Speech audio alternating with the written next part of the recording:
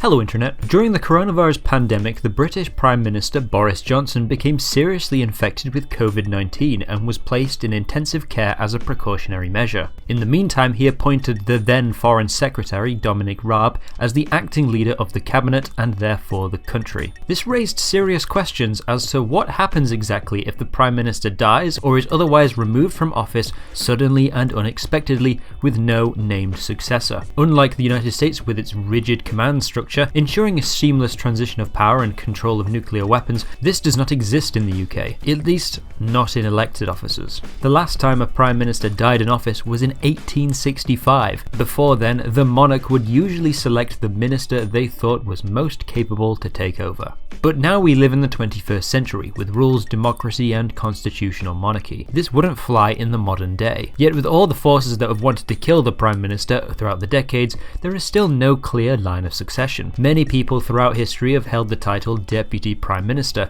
but this is merely a name and no duties come with it. They wouldn't necessarily succeed the Prime Minister in the event of his or her death. Clement Attlee was unofficially the Deputy Prime Minister during World War II, because during the war, all major parties joined a coalition government under Winston Churchill. Labour MPs were given the task of running the home front, rationing, employment, factories, etc., while the Conservatives ran the military and the conduct of the actual war. However, if Churchill were to die, Foreign Secretary Anthony Eden, a Conservative, was the designated successor. Attlee merely stood in for Churchill during cabinet meetings and in Parliament if Churchill was not available. In the ensuing decades, many others were the unofficial Deputy Prime Minister. But the first official Deputy Prime Minister was Michael Heseltine, who was appointed by John Major in 1995. This was because John Major was often away in Europe negotiating various treaties with the European Union and needed someone to meet with ministers and speak in Parliament when he was away. This was followed by John Prescott in 1997 when Labour took over, and then nobody. Gordon Brown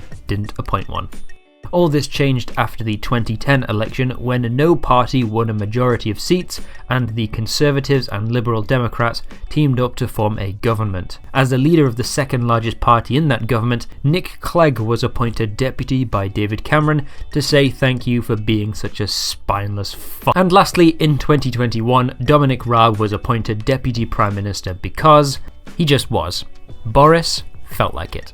But as we said before, the DPM merely fills in when the Prime Minister is busy, and thankfully Nick Clegg was never really anywhere close to becoming Prime Minister. So again, what happens when the PM meets the PM? The last Prime Minister to die in office was Lord Henry Palmerston in 1865. After an informal meeting between the four most important ministers at the time, they agreed to recommend Queen Victoria appoint Lord John Russell as Palmerston's successor. This is probably the fairest and most realistic of all the examples because it actually involves elected people deciding on the leadership. Before then, it was only the monarch's personal opinion as to who should be in charge of the government. For example, George Canning died in office in 1827 and George IV simply appointed his personal favourite cabinet minister, Viscount Goderic. But that was hundreds of years ago. What would happen today? In all likeliness, the cabinet will hold an emergency meeting and nominate one of their own as an emergency temporary prime minister.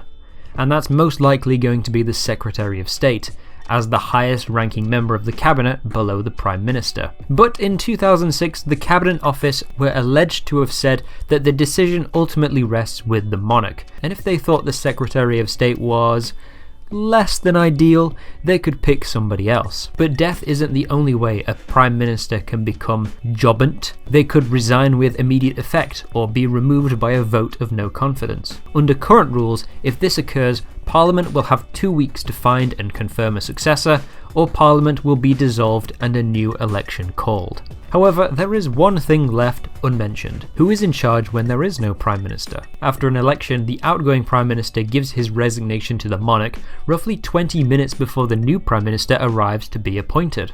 Alternatively, in the hours or days after the PM's death, before the cabinet can reach a decision, nobody is legally running the government. Not trying to give anyone any ideas, but luckily there is a definitive answer to this. The Prime Minister will appoint an alternative decision maker, probably the Chief of Defence Staff or the Secretary of Defence, to push the button in their absence. because even if the party has lost an election and the Prime Minister is out of office, the Defence Secretary and other ministers stay in office until a new Prime Minister replaces them. And there you have it. If the Prime Minister dies without a named successor, it's the Secretary of State, unless the Cabinet or Monarch decide otherwise, and if nukes are on the table, it's the Secretary of Defence.